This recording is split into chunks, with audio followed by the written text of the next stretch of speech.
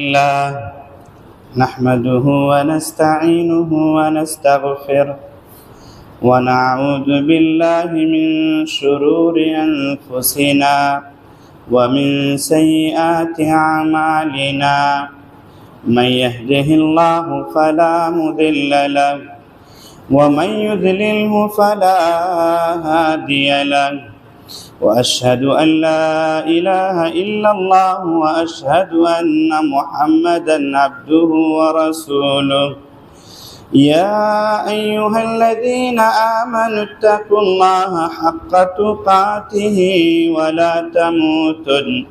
ولا تموتن إلا وأنتم مسلمون يا أيها الناس اتقوا ربكم الذي خلقكم من نفس واحدة وخلق منها زوجها وبث منهما رجالا كثيرا ونساء واتقوا الله الذي تساءلون به والأرحام إن الله كان عليكم رقيبا يا أيها الذين آمنوا اتقوا الله وقولوا قولا سديدا يصلح لكم أعمالكم ويغفر لكم ذنوبكم ومن يطع الله ورسوله فقد فاز فوزا عظيما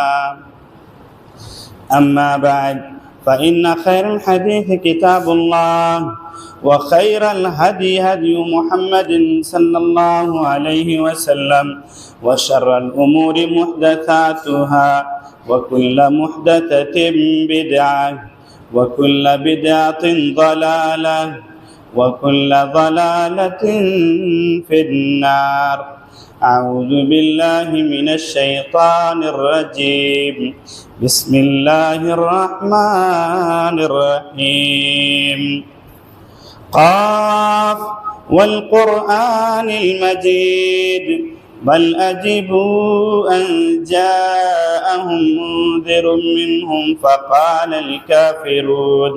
فقال الكافرون هذا شيء عجيب أئذا متنا وكنا ترابا ذلك رجع بعيد قد علمنا ما تنقص الأرض منهم وعندنا كتاب حفيظ بل كذبوا بالحق لما جاءهم فهم في أمر مريج أفلم ينظروا إلى السماء فوقهم كيف بنيناها وزيناها وما لها من فروج والأرض مددناها وألقينا فيها رواسي وأنبتنا فيها من كل زوج بهيج تبصرة وذكرى لكل عبد منيب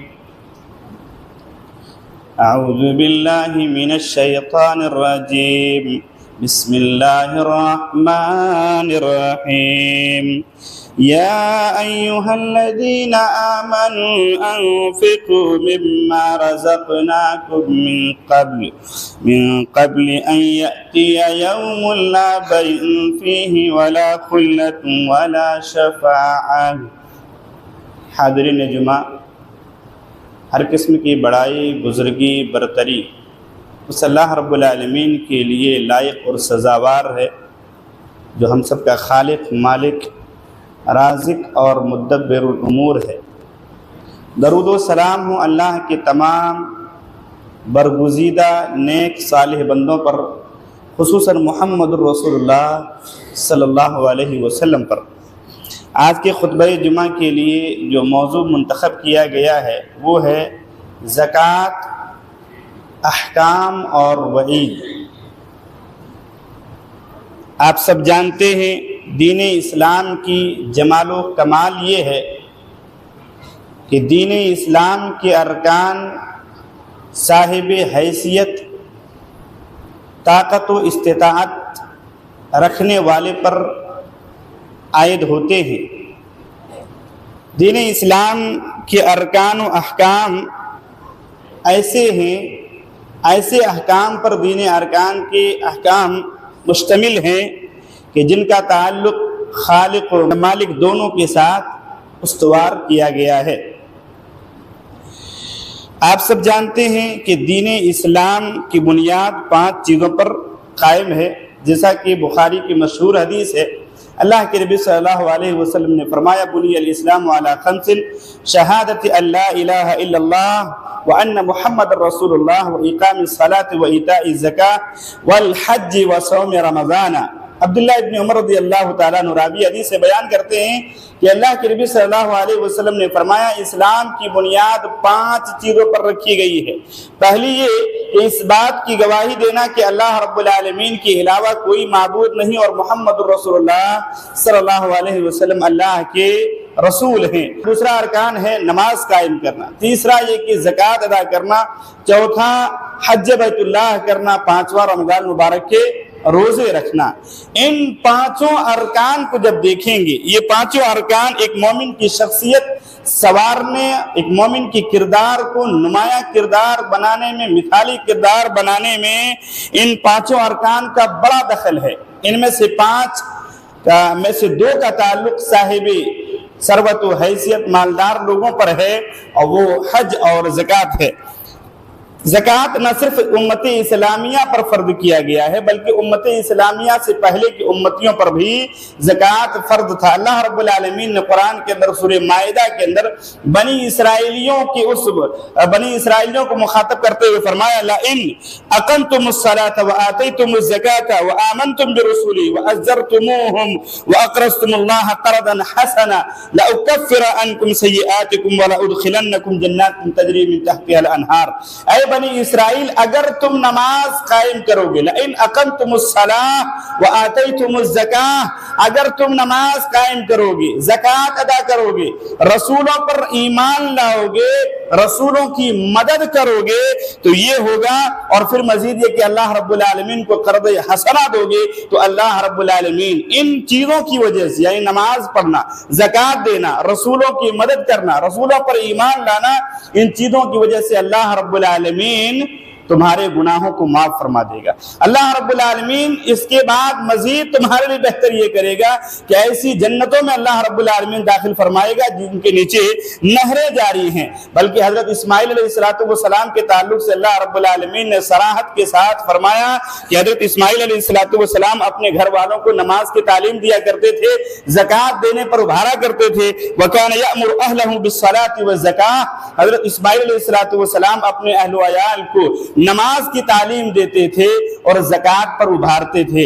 بلکہ حضرت عیسیٰ علیہ السلام جب پیدا ہوئے، ان کی ماں پر جب الزامات لگائے گئے، انہوں نے اپنی ماں کی عزت کی صفائی کی گواہی دیتے ہوئے بہت ساری چیزوں کو جو بیان کیا کہ اللہ رب العالمین نے مجھے نبی بنایا، اللہ رب العالمین نے مجھے کتاب دیا ہے۔ اس موقع پر یہ بھی بات فرمائی وَأَوْصَانِ بِالصَّلَاةِ وَالزَّكَاةِ مَا دُمْتُ حَيًّا، کہ اللہ رب العالمین نے مجھے نماز پڑھنے کی وصیت کی ہے، اللہ رب العالمین نے مجھے زکوٰۃ دینے کی وصیت کی ہے، اور یہ برابر کرتے رہنے کو کہا ہے۔ المہم کہنے کا مطلب یہ ہے کہ زکوٰۃ نہ صرف امت محمدیہ پر فرض کیا گیا ہے بلکہ اس سے پہلے کی امتیوں پر بھی فرض کیا گیا تھا۔ زکوٰۃ اسلام کا ایک ایسا اہم رکن ہے، اس کی عظمت کے لیے صرف اس بات کو بتلا دینا کافی ہے، اور اندازہ لگائیں کہ زکوٰۃ کتنی اہمیت کے حامل ہے۔ پورے قرآن مجید کے اندر 82 مقامات ایسے ہیں جہاں اللہ رب العالمین نے صلاۃ اور زکوٰۃ کو ایک ساتھ بیان کیا ہے، یعنی نماز اور زکوٰۃ کو ایک ساتھ بیان کیا ہے۔ اللہ رب العالمین کا ایک مرتبہ کہہ دینا ہی کافی ہے کہ اللہ رب العالمین نے زکوٰۃ دینے کو کہا ہے، لیکن جب 82 مرتبہ کہا گیا ہے تو اس کی اہمیت کو اجاگر کیا گیا ہے کہ زکوٰۃ کوئی معمولی عبادت نہیں ہے، زکوٰۃ کا ادا کرنا ہر ایک کے اوپر واجب ہے۔ دین اسلام میں زکوٰۃ کی اہمیت کا اندازہ آپ اس بات سے بھی لگائیں کہ کوئی آدمی صحیح طور پر کامل مسلمان ہو ہی نہیں سکتا ہے جب تک کہ وہ زکوٰۃ دینے والے نہیں ہوں، اور آپ قرآن سورہ توبہ جب پڑھیں گے، مسلمانوں اور مشرکین کے درمیان ایک معاملے پر صلح ہوتا ہے. صلح جب ہوتا ہے تو اس صلح میں یہ کہا جاتا ہے کہ دونوں جانب سے کسی کو پریشان نہیں کرنا ہے. پھر مشرکین نے اس عہد کو توڑ دیا. جب عہد کو توڑ دیا گیا تو مسلمانوں کو اجازت تھا کہ اب مسلمان کیسی بھی کر کے ان کا بدلہ لیں، لیکن اللہ رب العالمین نے زکوٰۃ کی اہمیت کو یہاں اجاگر کیا، فرمایا فَإِن تَابُوا وَأَقَامُوا الصَّلَاةَ وَآتَوُا الزَّكَاةَ فَإِخْوَانُكُمْ فِي الدِّينِ. یہ مشرکین جنہوں نے عہد شکنی کی ہے، جنہوں نے صلح حدیبیہ کے عہد کو توڑا ہے، اگر یہ توبہ کر لیں، اتنے بڑے جرم انہوں نے کر لیا. اس سے پہلے کی آیت میں اللہ فرماتا ہے، 2 سے 3 آیت پہلے اللہ فرماتا ہے انہیں جہاں کہیں پاؤ مارو، انہیں جہاں کہیں پاؤ قتل کر دو. لیکن جب یہاں زکوٰۃ کی اہمیت کا اندازہ لگائیں، اللہ فرماتا ہے اگر یہ توبہ کر لیں، اگر یہ نماز پڑھنے لگ جائیں، اگر یہ زکوٰۃ دینے لگ جائیں، فإخوانکم فی الدین، تو یاد رکھو یہ تمہارے دینی بھائی ہیں. اب ان سے قتال، اب ان سے لڑائی جائز نہیں ہے.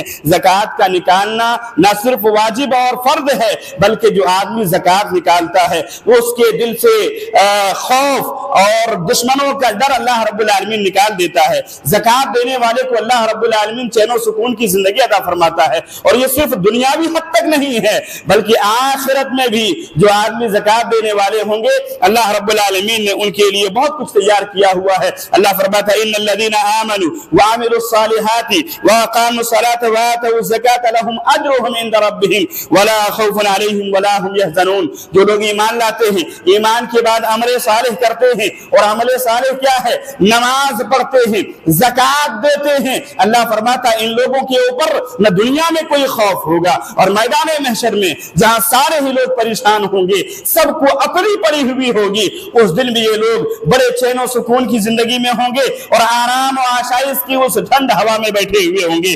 زکوٰۃ نکالنا، یہ صرف زکوٰۃ نکالنا میں نے کہا دنیاوی اعتبار سے فائدہ نہیں ہے، بلکہ دنیا کے ساتھ ساتھ آخرت میں اس کے فائدے بڑے دراز ہوتے جاتے ہیں.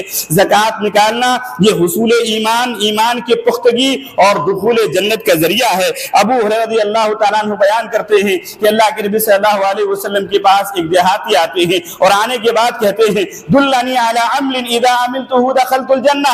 اے اللہ کے نبی صلی اللہ علیہ وسلم کوئی عمل بتلائیں کہ میں اس کو کروں، اس کے بعد کوئی عمل کرنے کی حاجت باقی نہیں رہ جائے گی اور میرا معاملہ یہ ہوگا کہ میں جنت میں داخل ہو جاؤں. آپ صلی اللہ علیہ وسلم نے فرمایا تعبد اللہ ولا تشرکوا به شیئا. اے میرے ساتھی، اللہ رب العالمین کی عبادت کریں، اس کے ساتھ کسی کو شریک نہ کریں. وَتُقِيمُ الصَّلَاةَ الْمَكْتُوبَةَ، 5 وقتہ نماز کو برابر ادا کرتے رہیں. وَتُؤَدِّ الزَّكَاةَ الْمَفْرُوضَةَ، اللہ رب العالمین نے صاحب حیثیت پر زکوٰۃ فرض کیا ہے، لہذا جب زکوٰۃ فرض ہو جائے تو زکوٰۃ ادا کرتے رہنا. وہ صحابی، اس کے بعد آپ نے کہا رمضان کے روزے رکھنا. اس صحابی نے کہا اللہ کی قسم نہ میں اس میں کچھ کم کروں گا نہ زیادہ کروں گا، جتنا آپ نے بتلایا ہے مکمل عمل کرنے کی کوشش کروں گا. آپ صلی اللہ علیہ وسلم نے جب ان کے جملے کو سنا، آپ نے فرمایا من سرہ ان ينظر الى رجل من اہل الجنہ. اے میرے ساتھیو، جو جنتی آدمی کو دیکھنا چاہتا ہے وہ اس آدمی کو دیکھ لیے جو جا رہا ہے جنتیوں میں سے ایک آدمی ہے، کیونکہ اس نے وعدہ کیا ہے، اس نے عہد لیا ہے کہ نماز بھی پڑھتا رہوں گا اور زکوٰۃ بھی دیتا رہوں گا. میرے بھائیو، زکوٰۃ قرآن کے اندر کبھی صدقہ کے ساتھ بھی آیا ہوا ہے، اور صدقہ زکوٰۃ جب بھی آتا ہے یہ واجبی زکوٰۃ ہے جو آپ کے مال کے ساتھ فرض ہوتا ہے، حولان حول سال گزر جانے کے بعد، نصاب کے عائد ہونے کے بعد آتا ہے. اور صدقہ لفظ ہے، یہ صدقہ عام ہے، یہ زکوٰۃ کو بھی شامل ہے. جب صدقہ کے پیچھے دیکھیں گے جو ہم رمضان غیر رمضان میں جو نکالتے رہتے ہیں، اس کے تعلق سے اللہ کے نبی صلی اللہ علیہ وسلم نے فرمایا میدان محشر کا دن ہوگا، ابتدا تا انتہا سارے ہی لوگ جمع ہوں گے، سب حیران و پریشان ہوں گے، لیکن کچھ ایسے خوش نصیب لوگ ہوں گے جنہیں اللہ رب العالمین عرش کا سایہ دے گا. اس دن اللہ کے سایہ کے علاوہ کوئی سایہ نہیں ہوگا. اس میں ایسے ہے کہ آپ صلی اللہ علیہ وسلم نے فرمایا وَرَجُلٌ تَصَدَّقَ بِصَدَقَةٍ وَأَخْفَاهَا حَتَّى لَا تَعْلَمَ مَا شِمَالُهُ مَا تُنْفِقُ يَمِينُهُ. ایک وہ آدمی بھی ہوگا جو اللہ رب العالمین کے راہ میں چپ کے اتنا چھپاتا ہوگا کہ اس کے آس پاس کیا اس کا بایاں ہاتھ بھی نہیں جانتا. وہ یہ تعبیر سے دیا گیا ہے، یعنی حد سے زیادہ چھپا کر صدقہ کرتا ہوگا. اللہ رب العالمین ایسے لوگوں کو ایسے لوگوں کو اللہ رب العالمین میدان محشر میں عظیم سائے کے اندر رکھے گا۔ میرے بھائیو، زکوٰۃ نہ دینے کے جہاں زکوٰۃ دینے کے اتنے فوائد ہیں، کیا فائدے ہیں؟ یہ کہ آپ کو چین و سکون نصیب ہوگا، یہ کہ آپ کے ایمان میں مضبوطی ہوگی، یہ کہ دخول جنت کا یہ ذریعہ ہے، آپ کے ایمان کی گواہی ہے۔ وہیں پر اگر مفہوم مخالف بھی لے لیں، اگر کوئی بندہ زکوٰۃ نہیں دیتا ہے تو اس کا نقصان کیا ہے؟ اگر کوئی بندہ زکوٰۃ نہیں دیتا ہے تو اس کا نقصان کیا ہے؟ زکوٰۃ نہیں دینے کے ان گنت نقصانات ہیں، ان گنت نقصانات ہیں۔ پہلا نقصان یہ ہے، اللہ رب العالمین نے قرآن کے اندر فرمایا کہ زکوٰۃ نہیں نکالنے کے کئی ایک عظیم نقصان ہوتے ہیں۔ پہلا نقصان یہ ہے، اللہ رب العالمین فرماتا ہے اے لوگو خبردار، تمہیں اللہ رب العالمین کی راہ میں مال خرچ کرنے کے لیے بلایا جاتا ہے تو تم اللہ رب العالمین کی راہ میں مال خرچ کرو۔ لیکن ہوتا یہ ہے کہ جب اللہ رب العالمین کی راہ میں مال خرچ کرنے کو کہا جاتا ہے، بہت سارے آدمی کنجوسی اور بخالت سے کام لیتے ہیں۔ اللہ فرماتا ہے جو بخیلی کرتا ہے وہ اپنے نفس کے لیے کرتا ہے، اللہ کی ذات تو وہ ہے، اللہ غنی ہے، اللہ رب العالمین کو تمہارے مالوں کی ضرورت نہیں ہے۔ لیکن سنو فَإِن تَتَوَلَّوْا، اگر اللہ رب العالمین کی راہ میں زکوٰۃ نہیں نکالو گے، جو تمہارے مالوں کے اوپر فرض ہو جاتا ہے اس کو اللہ کی راہ میں نہیں نکالو گے، ہوگا یہ کہ اللہ رب العالمین تمہارے جگہوں پر دوسری قوموں کو لے آئے گا جو تم سے بہتر ہوگا، اللہ رب العالمین اس سے راضی ہوگا۔ پہلا نقصان آپ دیکھ سکتے ہیں کتنا بڑا نقصان ہے کہ اگر آپ نے اپنے مال کا مکمل زکوٰۃ نہیں ادا کیا تو اللہ رب العالمین آپ کو اچھے لوگوں کے ساتھ ریپلیس کر دے گا، آپ کو یہاں چونکہ آپ خراب آدمی ہیں آپ کو ہٹا کر دوسرے لوگوں کو لے آئے گا۔ اسی طریقے سے حدیث کے اندر اللہ کے نبی صلی اللہ علیہ وسلم نے صراحت کے ساتھ فرمایا مانع الزکاۃ یوم القیامت فی النار، زکوٰۃ نہ دینے والے لوگ کل قیامت کے دن جہنم میں ہوں گے۔ بلکہ ایک جگہ پہ اللہ کے نبی صلی اللہ علیہ وسلم نے فرمایا دنیا میں جو پریشانیاں لوگوں کے اوپر آتی ہیں، یہ جو قحط سالی آتے ہیں اور یہ پریشانی عام ہے، ان پریشانی کے آنے کے کئی اسباب ہو سکتے ہیں، اس میں سے ایک سبب یہ ہے کہ لوگ زکوٰۃ دینے کو بند کر دیتے ہیں، مالوں کو سمیٹنے لگتے ہیں، مالوں کو اپنے پاس رکھنے لگتے ہیں۔ اللہ کے نبی صلی اللہ علیہ وسلم فرماتے ہیں ما منع قوم الزکاۃ الا ابتلاهم اللہ بالسنین، جب بھی کوئی قوم زکوٰۃ دینے سے اپنے آپ کو روکتی ہے، بچانے لگتی ہے، اللہ رب العالمین اس قوم کو قحط سالی کے عذاب میں اور دوسرے سارے عذاب میں اللہ رب العالمین اسے کیا کہتے ہیں مبتلا کرنا شروع کر دیتا ہے۔ میرے بھائیوں، بلکہ یہ دنیا کے اندر جو بارشیں ہو رہی ہیں، یہ جو سارے اناج اگتے ہیں، یہ صرف اور صرف زکوٰۃ دینے کی وجہ سے ہے، اور دنیا میں جو مال میں کمی آ رہی ہے، اناج میں جو کمی آ رہی ہے، اس کی اصل وجہ یہ ہے کہ لوگوں نے زکوٰۃ کو نکالنا چھوڑ دیا ہے۔ اللہ فرماتا اب جو تھوڑی بہت بارش ہو رہی ہے وہ تو ہم جانوروں کے لیے اتارتے ہیں، اس سے تم فائدہ لے جاتے ہو۔ المہم زکوٰۃ نہیں دینے کے کئی ایک نقصان ہیں۔ ایک بہت ہی اہم آیت آج بیان کر کے بات کو آگے بڑھاتے ہیں۔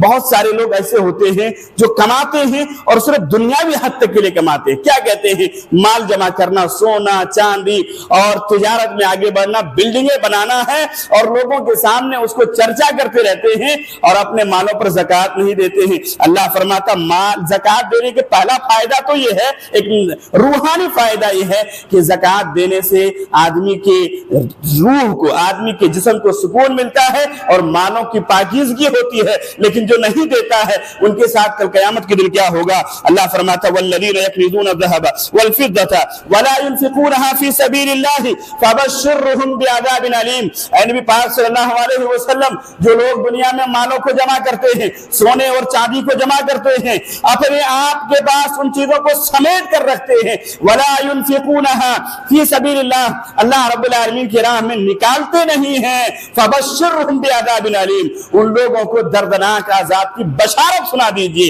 کہ ان کو کل قیامت کے دن بڑے بھیانک عذاب سے دوچار کیا جائے گا۔ کیا کیا عذاب ہوگا؟ جہنم کے تمام عذاب ہی بھیانک ہیں، ایک عذاب کو کوئی آدمی جھیل نہیں سکتا ہے۔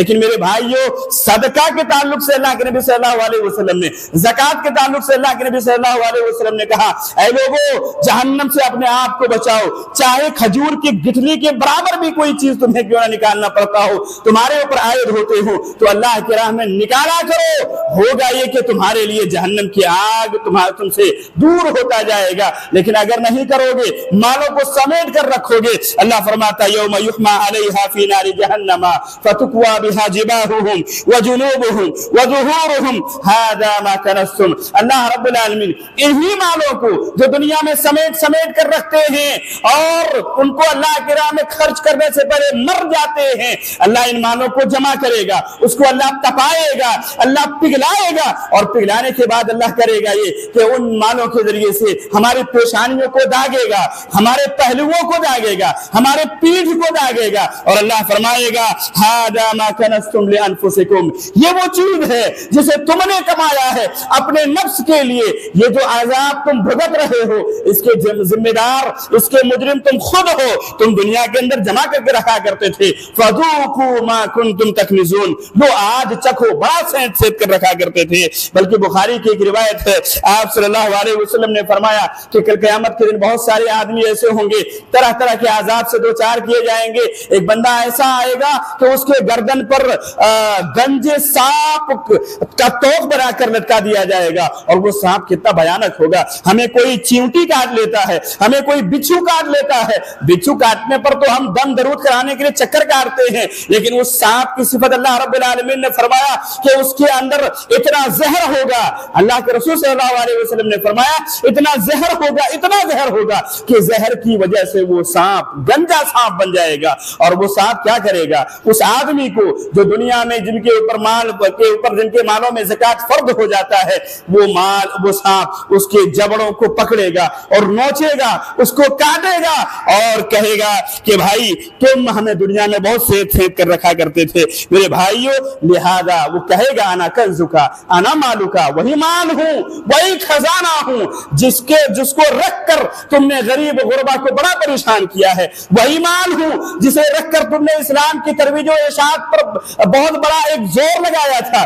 कि इस्लाम की तरवीज नहीं हो पाई थी, मदरसे उरूज को नहीं पहुंच पा रहे थे क्योंकि मदरसों में माल की किल्लत हो रही थी, गुरबा दिन ब दिन गरीब होते जा रहे थे। वजह यह थी कि तुम मालों को अपने पास समेट कर रखे हुए थे। आज चखो अना कंजुका अना मालुका। लिहाजा कहना यह है मेरे भाइयों कि अपने मालों का जरूर भी जरूर हिसाब करें। एक मोमिन, एक कामयाब मोमिन की पहचान यह है कि वो अपनी पूरी जिंदगी का हिसाब किताब करता है, अपने अमलों का मुहासबा करता है, अपने तिजारत का मुहासबा करता है। और हम मुहासबा तो करते हैं लेकिन नीयत हमारी सिर्फ दुनिया में आगे बढ़ने की होती है। हमने कभी भी मुहासबा इस नीयत से नहीं किया है, कभी भी हमने अपने मालों का तखमीना इस नीयत से नहीं किया है कि इसके ऊपर कितना ज़कात फर्ज होता है। अब जब बात ये आ गई है कि ज़कात देना ही देना है, बहीमतुल अनआम जो लोग पालते हैं, और ये भी माल की किस्म है। बुखारी और मुस्लिम की जो रिवायतें लंबी लंबी रिवायतें हैं, एक एक माल की अलग अलग तफसील आई है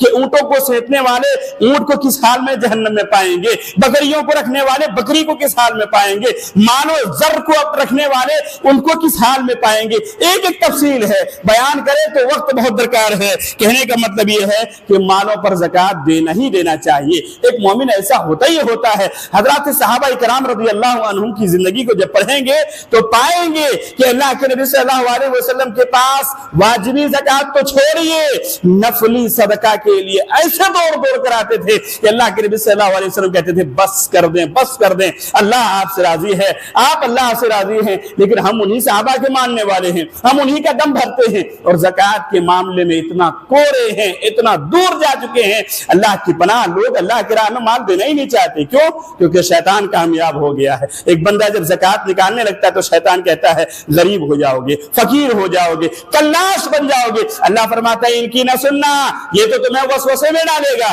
असल काम ये है कि तुम अल्लाह की रजा के लिए माल निकाल देना। अलमुहिम, मैंने कहा अगर माल ही पे थोड़ी सी बात आ गई है, हम जो माल रखते हैं हमारा असल माल कौन सा है, इसको जानने फिर आगे बात बयान करते हैं। हम जो माल रखते हैं हमारा असल माल कौन सा है? वो जो हम घर के अंदर रखे हैं वो तो हमारे बेटों का है। मरेंगे नहीं, जिंदा रहते ही बेटे अपने दरमियान तकसीम कर लेंगे। बुढ़ापे में आप उस पैसे के तरस जाएंगे। और होता है ये, बुढ़ापे में अपने माल का आदमी इस्तेमाल नहीं कर पाता। फिर हमारा असल माल कौन सा है? हमारा असल माल वो है जो अल्लाह रब्बुल आलमीन की राह में हमने निकाल दिया है, खर्च कर दिया है। अल्लाह के नबी सल्लल्लाहु अलैहि वसल्लम एक दिन सूरह तकासुर अल्हाकुमुत तकासुर की तिलावत कर रहे थे। फिर आप सल्लल्लाहु अलैहि वसल्लम ने सहाबा इकराम रज़ियल्लाहु अन्हुम के दरमियान फरमाया कि इब्ने आदम कहता है ये मेरा माल, वो मेरा माल, वो मेरा माल। अल्लाह फरमाता कुछ नहीं है, असल माल तो वो है जो उसने खा लिया, खत्म हो गया, या इसी तरीके से जो पहन लिया, खत्म हो गया, या वो माल है जो अल्लाह की राह में खर्च कर दिया, जो जमा हो गया है। मेरे भाइयों, ज़कात आपको निकालना है। ज़कात किन किन चीजों पर निकाला जाता है उसको थोड़ा सुने। वो अशिया जिनके ऊपर ज़कात फर्द होती है वो है बहीमतुल अनाम, यानी खाने पीने वाले माकुलुल लहम जानवर, जिसमें से जिनकी हम कुर्बानी करते हैं। इसी तरीके से माकुलुल लहम बहुत जानवर है लेकिन जिनकी हम कुर्बानियां करते हैं, नर व मादा। इसी तरीके से जमीनी पैदावार अनाज और फल वगैरह। तीसरा है सोना चांदी। चौथा है सामान्य तिजारत। पांचवा है मादिन, जो हमें खजाना मिलता है, इनके ऊपर ज़कात है। तो हम दो चीजों पर बहस नहीं करेंगे। किन किन पर? बहीमतुल अनाम और इसी तरीके से खेती वाले पैदावार पर। हम चूंकि किसान नहीं हैं, अब हमारे सामने सोना चांदी और सामान्य तिजारत बचता है। इस पर कब कब ज़कात फर्ज होगा? इस पर ज़कात जब साल गुजर जाएगा। साल गुजर जाने के बाद जब आप निसाब के मालिक हो जाएंगे, यानी उतना माल हो जाएगा कि आपके ऊपर ज़कात फर्ज हो जाएगा। ये इन चीजों में साल का है, लेकिन बहीमतुल क्या कहते हैं, खेती वाला जो है पैदावार, उसमें साल गुजरने की शर्त नहीं है। जिस दिन काट दिया जाएगा उसी दिन उसका ज़कात दे दिया जाएगा। अब सोना और चांदी की जब बात आ गई है तो सोना चांदी कितना कितना निकाला जाएगा? मोटे मोटे लफ्जों में सुने। पहले जमाने के लोग 52.5 तोला और 7.5 तोला, ग्राम वही है आज भी, लेकिन इस लफ्ज के नाम से हमारे हिंदुस्तान में जानते थे। लेकिन आपको मोटे मोटे लफ्जों में कहें, अगर किसी आदमी के पास 595 ग्राम चांदी है, 595 यानी आधा किलो 95 ग्राम किसी के घर में चांदी है, और उस चांदी पर एक साल गुजर गया है, तो उसमें 40वां हिस्सा यानी 2.5% अल्लाह रब्बुल आलमीन की राह में ज़कात निकालना फर्ज है, वाजिब है। इसी तरीके से अगर किसी के पास सोना है और सोना 85 ग्राम, ओनली 85 ग्राम अगर किसी के पास सोना है और उस पर साल गुजर गया है, तो उस पर भी ज़कात फर्ज और वाजिब होता है। ये तो जेवरात के। अब रही बात सोना चांदी में जेवरात पर ज़कात है कि नहीं है, तो सोना चांदी में हमारे हिंदुस्तान में टिकिया कौन रखता है भाई? हमारे हिंदुस्तान में बिस्किट सोना चांदी का कौन रखता है? इल्ला माशाअल्लाह बहुत कम ही लोग होते हैं। होता किस तरीके से है? जेवरात की शक्ल में होता है। जेवरात में ज़कात है कि नहीं? हाँ, जेवरात में भी ज़कात है। उलमा के बहस, उलमा के क्या कहते हैं, किलो काल को छोड़ते हुए एक सादा सा जहन जिस बात पे तकादा करता है वो ये है कि जेवरात में भी ज़कात है। क्योंकि हम ये जेवरात क्यों कर रखे हैं? हमारे घर में कोई परेशानी आएगी, बेचेंगे, परेशानी को दूर करेंगे। मतलब क्या है कि ये हमारा माल ही है। बल्कि उससे भी आगे जाएं, अमर बिन शुआइब अपने वालिद से बयान करते हैं, वो अपने दादा से बयान करते हैं कि एक खातून रसूलुल्लाह सल्लल्लाहु अलैहि वसल्लम के पास आती हैं और उसके साथ 2 छोटे छोटे बच्चे भी हैं, उनके हाथों में कंगन है। आप सल्लल्लाहु अलैहि वसल्लम ने फरमाया, ए मेरी बहन, ये बतलाओ क्या इन जेवरों पर तुम ज़कात निकालती हो? कहा नहीं। अल्लाह के नबी सल्लल्लाहु अलैहि वसल्लम, आप सल्लल्लाहु अलैहि वसल्लम ने फरमाया, अयसुर्रुकी अन युसव्विरकल्लाहु बिहिमा यौमल क़ियामति सिवारैन मिन नार। क्या तुम चाहती हो कि अल्लाह रब्बुल आलमीन कल क़यामत के दिन तुम्हें जहन्नम के आग के कंगनों में से 2 कंगन पहनाए? कहा नहीं अल्लाह के नबी सल्लल्लाहु अलैहि वसल्लम। उस औरत ने ईमान इतना पाए का था, उस औरत ने फौरन कंगन निकाले और नबी की खिदमत पेश कर दिया। कहा अब हमें इसे चाहिए नहीं जिसकी वजह से हम जहन्नम से करीब हो सकते हैं। वो सहाबिया और वो सहाबी हुआ करते थे। मेरे भाइयों, तो ये रहा। अब एक है सामान्य तिजारत की ज़कात। सामान्य तिजारत की ज़कात क्या है? सामान्य तिजारत की ज़कात ये है, बड़ी तफसील से बातें आती हैं। तो जो आलाए तिजारत है उन पर ज़कात नहीं है। मसलन हमारा दुकान है, اس میں ریک لگے ہوتے ہیں، اس میں آپ کا ٹیبل ہے، آج کل کیمرہ وغیرہ ہے، یہ اعلیٰ تجارت ہے، تو ان پر زکوٰۃ نہیں ہے۔ موجود جو سامان ہے جو بکنے والا ہے، ان سامانوں کا آپ کو تخمینہ کرنا چاہیے، کھتیان کرنا چاہیے، آج کل کہاں کوئی کرتا ہے۔ پھر یہ کہ جب سے شروع کیے تھے آپ کے جو بیچ آپ نے سامان دیا ہے، ان مالوں کا منافع اور یہ سامان جو ہے فی الوقت ان تمام کو جمع کرنا چاہیے، اور پھر دیکھنا چاہیے کہ اس کی قیمت کتنی ہو رہی ہے۔ کیا سونے کے برابر دیکھیں گے، چاندی کے برابر؟ بہتر یہ ہے کہ چاندی کے برابر دیکھا جائے۔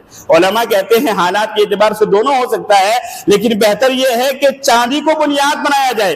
فائدہ کیا ہوگا اگر آپ نے سونے کو بنیاد بنایا تو پتہ نہیں کتنا روپے جائے گا، تب آپ کے اوپر زکوٰۃ فرض ہوگا، آپ بھی بڑے آرام سے رہنے لگیں گے، اور غریبوں کی جو اصل مقصد ہے ان کی مدد بھی نہیں ہو پائے گی۔ لہذا چاندی کو بنیاد بنانا ہے۔ اگر 595 گرام چاندی خریدنے کے برابر سامان وہاں ہے تو پھر اس میں 2.5% 40واں حصہ اللہ رب العالمین کی راہ میں زکوٰۃ نکالنا ہے۔ خرچ کرنے کی جگہ کہاں ہے؟ سورہ توبہ آیت نمبر 7 میں اللہ رب العالمین نے خرچ کرنے کے 8 مسائل بیان کیے ہیں۔ انما الصدقات للفقراء والمساکین والعاملین علیہا والمؤلفۃ قلوبہم وفی الرقاب والغارمین وفی سبیل اللہ وابن السبیل فریضۃ من اللہ۔ خرچ کرنے کے 8 جگہ ہیں۔ پہلا یہ ہے کہ فقیر، مسکین، عاملین یعنی مال اٹھانے والے کو دیا جائے گا۔ اسی طریقے سے مؤلفۃ قلوب، وہ مسلم جو نیا مسلم ہے یا وہ غیر مسلم جو اسلام قبول کرنے والا ہے، ان کے دل کے تعلیف کے لیے، ان کو یقین دلانے کے لیے کہ ہم جب آپ مسلمان بنیں گے آپ کو پریشان نہیں چھوڑیں گے، یا ان کی پریشانیوں کے شر سے بچنے کے لیے انہیں دیا جائے گا، اور گردنوں کو آزاد کرنے کے لیے۔ اب یہ سسٹم ہے نہیں تو اب یہ کیا جائے گا کہ اگر ہمارے وہ بھائی جو جھوٹے کیس میں پھنسا دیے جاتے ہیں، اسلام کے نام پر پھنسا دیے جاتے ہیں، ان کو نکالنے کا کام کیا جائے گا۔ لیکن کوئی جرم کر کے جاتا ہے، چوری کر کے جاتا ہے جیل کے اندر، زنا کر کے جیل کے اندر جاتا ہے، ڈاکہ ڈال کے جیل کے اندر جاتا ہے، پھر ایسے لوگوں کو اس مال سے نکالا نہیں جائے گا، اور فی سبیل اللہ میں دیا جائے گا، اور پھر مسافروں کو دیا جائے گا۔ میرے بھائیو، زکوٰۃ کی 2 قسمیں ہیں، بس 2 منٹ کے اندر۔ ایک زکوٰۃ المال، اور دوسرا زکوٰۃ النفس جسے ہم زکوٰۃ البدن کہتے ہیں۔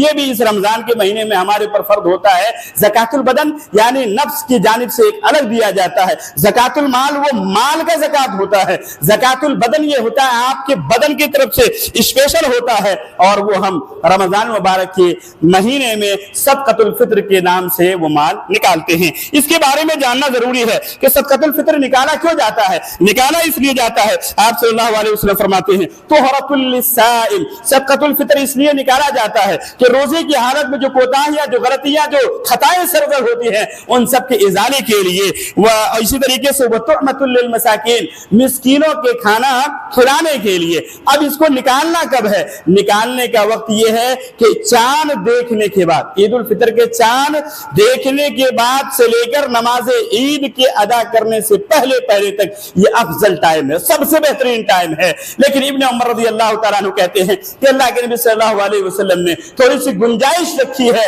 کہ اگر کوئی آدمی اس وقت نہیں نکال سکتا ہے تو 1 سے 2 دن پہلے نکال سکتا ہے، کیونکہ روزے کے گناہوں کے کفارے کے لیے ہے۔ آپ پہلے مہینے میں نکال دیں گے، پہلے ہفتے میں نکال دیں گے، آپ نے گناہ کیا ہے یا نہیں کیا ہے، آپ ایکسٹرا کفارہ کیوں کر بھر رہے ہیں؟ اسی طریقے سے کیا نکالنا ہے؟ کھانے پینے والے غلے اور اناج کو نکالنا ہے۔ الحمدللہ گزشتہ سال کے خطبے کے بعد اتنا بہترین اثر ہوا ہے کہ آپ میں سے اکثریت لوگ کلو کال کو چھوڑتے ہوئے غلہ ہی سے نکالتے ہیں۔ یہی افضل ہے۔ کلو کال کی کوئی گنجائش ٹھنڈے دل سے اگر دماغ شریعت کو پڑھا جائے تو ملتا نہیں ہے۔ کیا کہتے ہیں، پر آدمی کے پیچھے 1 سال سا نکالا جاتا ہے، جو تقریباً 2.5 کلو سے لے کر 3 کلو کے درمیان تک کا غلہ ہوتا ہے، اسے نکالا جاتا ہے۔ انہی چند باتوں کے ساتھ اپنی بات کو ختم کرتا ہوں۔ اللہ رب العالمین ہم تمام لوگوں کو زکوٰۃ کی اہمیت اور زکوٰۃ نہ نکالنے کے نقصانات کو سامنے رکھتے ہوئے حقیقی طور پر زکوٰۃ نکالنے کی توفیق عطا فرما۔ آمین۔ وآخر دعوانا ان الحمد للہ رب العالمین۔